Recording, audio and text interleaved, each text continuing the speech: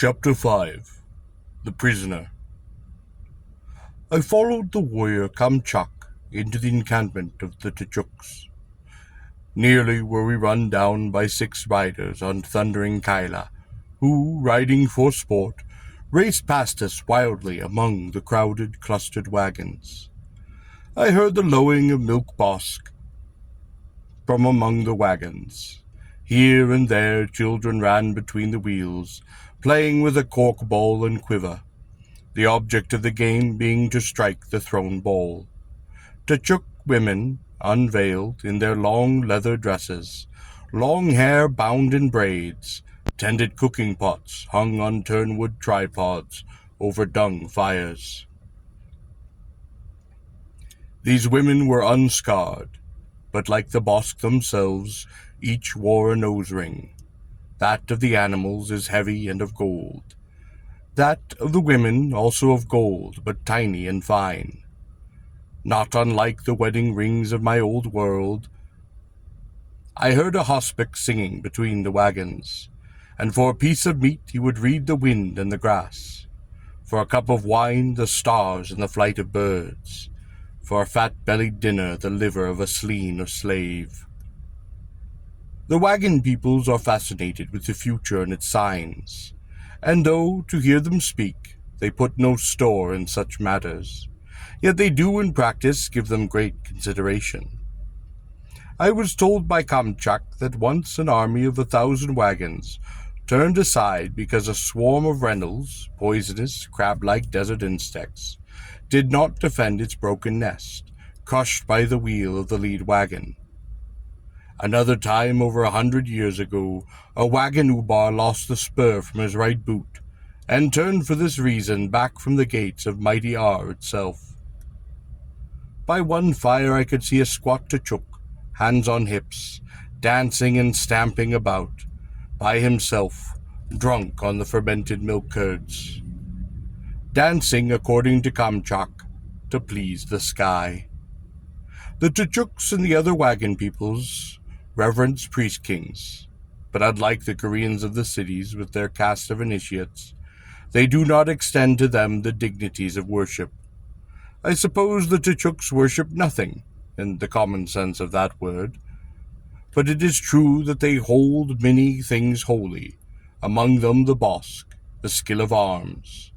But chief of these things before which the proud Tchuk stand ready to remove his helmet is the sky, the simple, vast, beautiful sky, from which falls the rain that, in his myths, formed the earth, and the bosks, and the Tchuks.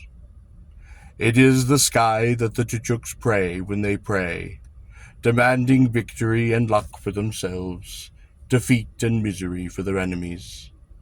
The Tchuk, incidentally, like others of the wagon peoples, pray only when mounted, only when in the saddle, and with weapons in their hands. He prays to the sky not as a slave to a master, not a servant to a god, but as a warrior to an ubar. The women of the wagon peoples, it might be mentioned, are not permitted to pray. Many of them, however, do patronize the hospexes, who, besides foretelling the future with greater or less degree of accuracy for generally reasonable fees, provide an incredible assemblage of amulets, talismans, trinkets, philters, potions, spell papers, wonder-working sleen teeth, marvelous powdered kaluk horns, and colored magic strings that, depending upon the purpose, may be knotted in various ways and worn about the neck or hair. As we passed among the wagons, I leaped back as a tawny prairie sleen hurled itself against the bars of a sleen cage, reaching out for me with its 6-clawed paw. There were 4 other prairie sleen in the cage, a small cage, and they were curling and moving about one another, restlessly like angry snakes. They would be released with the fall of darkness to run the periphery of the herds, acting, as I have mentioned, as shepherds and sentinels. They are also used if a slave escapes, for the sleen is an efficient, tireless, savage, almost infallible hunter, capable of pursuing a scent days old, for hundreds of pasans, until perhaps a month later it finds its victim and does tear it to pieces. I was startled by the sound of slave bells, and saw a girl, stripped save for bells and a collar, carrying a burden among the wagons. Kamchak saw that I had noticed the girl and chuckled, sensing that I might find it strange, seeing a slave so among the wagons. She wore bells locked on both wrists and on both ankles, thick cuffs and anklets, each with a double line of bells, fastened by steel and key. She wore the Turian collar, rather than the common slave collar. The Turian collar lies loosely on the girl. A round ring, it fits so loosely that when grasped in a man's fist, the girl can turn within it. The common Gurian collar, on the other hand, is flat, snugly fitting steel band. Both collars lock in the back, behind the girl's neck.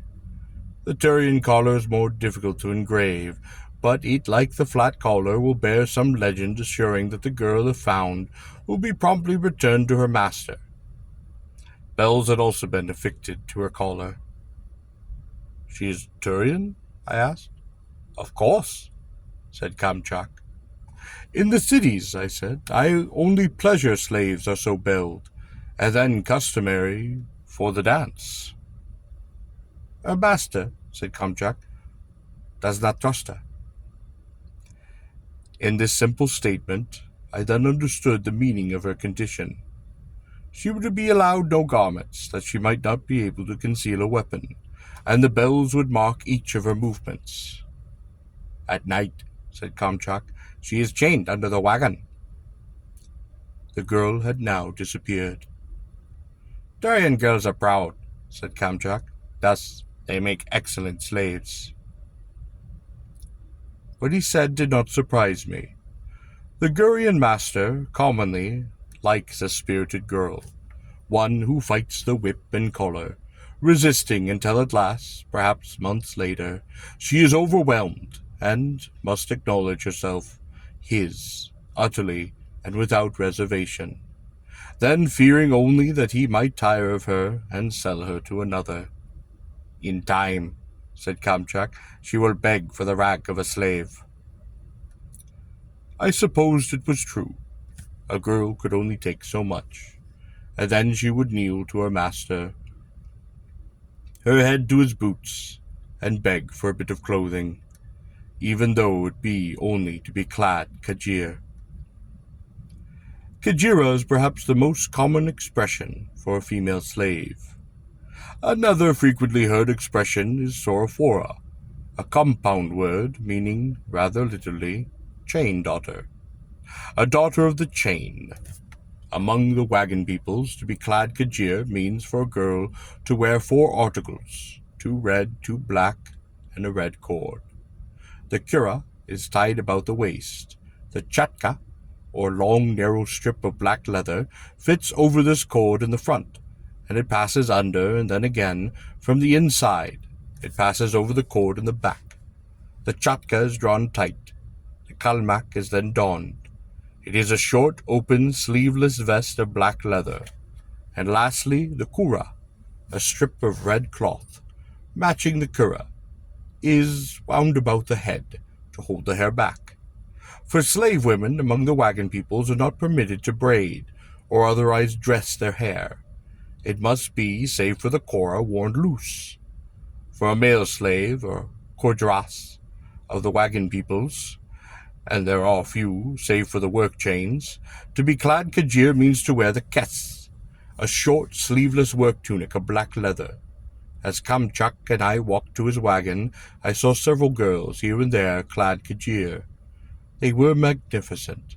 They walked with the true brazen insolence of the slave girl, the wench who knows that she is owned, whom men have found beautiful enough and exciting enough to collar. The dour women of the wagon peoples I saw looked on these girls with envy and with hatred, sometimes striking them with sticks if they should approach too closely the cooking pots and attempt to steal a piece of meat. "I'll tell your master!" screamed one. The girl laughed at her, and with a toss of her auburn hair, bound in the kura, ran off between the wagons. Kamchuk and I laughed. I agreed that the beauty had little to fear from her master, saving perhaps that she might cease to please him. The wagons of the wagon people are, in their hundreds and thousands, in their brilliant variegated colors, a glorious sight. Surprisingly, the wagons are almost square, each the size of a very large room, which is drawn by a double team of bosk, 4 at a team, with each team linked to its wagon tongue, the tongues being joined by temwood crossbars. The 2 axles of the wagon are also of temwood, which, perhaps because of its flexibility, joined with the general flatness of the southern Gorean plains, permits the width of the wagon. The wagon box, which stands almost 6 feet from the ground, is formed of black lacquered planks of temwood. Inside the wagon box, which is square, there is fixed a rounded tent-like frame, covered with the taut painted varnish hides of the bosks. These hides are richly colored, and often worked with fantastic designs, each wagon competing with its neighbor to be the boldest and most exciting. The rounded frame is fixed somewhat within the square of the wagon box, so that a walkway, almost like a ship's bridge, surrounds the frame. The sides of the wagon box, incidentally, are here and there, and perforated for arrow ports. For the small horn bow of the wagon peoples can be used to advantage not only from the back of a kela, but, like the crossbow, from such cramped quarters. One of the most striking features of these wagons is the wheels, which are huge. The back wheels have a diameter of about 10 feet, and the front wheels, like those of the Conestoga wagon, slightly smaller, in this case about 8 feet in diameter. The larger rear wheels are more difficult to mire. The smaller front wheels, nearing the pulling power of the bosk, permit a somewhat easier turning of the wagon. These wheels are carved wood and, like the wagon hides, are richly painted. Thick strips of bosk hide form the wheel rims, which are replaced 3 to 4 times a year. The wagon is guided by a series of 8 straps, 2 each for the 4 lead animals. Normally, however, the wagons are tied in tandem fashion, in numerous long columns, and only the lead wagons are guided.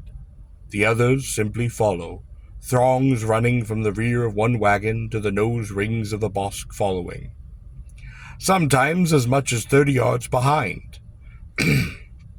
With the next wagon also, too, a wagon is often guided by a woman or a boy who walks beside the lead animal with a sharp stick.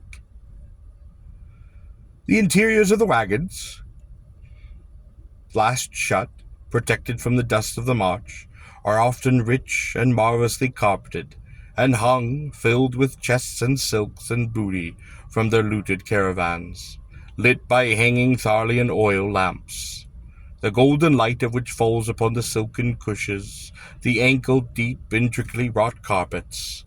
In the center of the wagon there is a small, shallow firebowl, formed of beaten copper, with a raised brass grating. Some cooking is done here, though the bowl is largely to furnish heat. The smoke escapes by a smoke hole at the dome of the tent-like frame, a hole which is shut when the wagons move.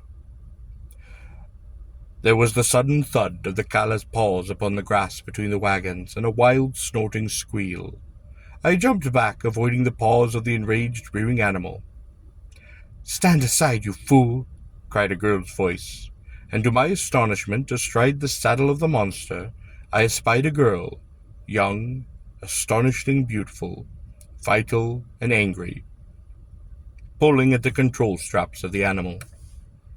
She was not as the other women of the wagon peoples I had seen, the dour, thin woman with braided hair, bending over the cooking pots. She wore a brief leather skirt, slit on the right side to allow her the saddle of the kaila.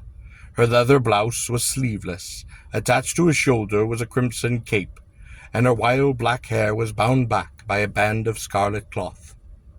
Like the other women of the wagon, she wore no veil, and like them, fixed in her nose was the tiny fine ring that proclaimed her the people. Her skin was light brown, and her eyes a charged, sparkling black. "What fool is this?" she demanded of Kamchak. "No fool," said Kamchak. "Tal Cabot, warrior, one who has held in his hands with me grass and earth." "He is a stranger," she said. "He should be slain." Kamchak grinned up at her. "He has held with me grass and earth," he said. The girl gave a snort of contempt and kicked her small spurred heels into the flanks of the Kala and bounded away. Kamchak laughed.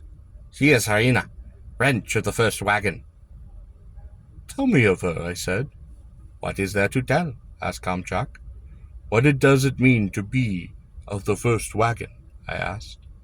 Kamchak laughed. "You know little of the wagon peoples." "This is true," I admitted. "To be of the first wagon," said Kamchak, "is to be of the household of Katatuchik."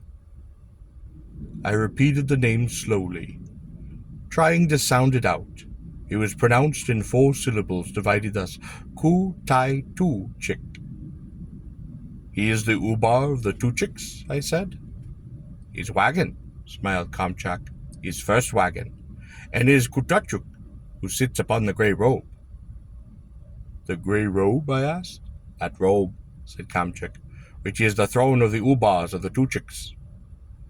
It was thus I first learned the name of the man whom I understood to be Ubar of this fierce people. "You will sometime be taken into the presence of Kutatuchik," said Kamchak. "I myself," he said, "must often go to the wagon of the Ubar." I gathered from his remark that Kamchak was a man of no little importance among the Tuchiks. "There are 100 wagons in the personal household of Kutatuchik," said Kamchak. "To be any of these wagons is to be of the first wagon." "I see," I said.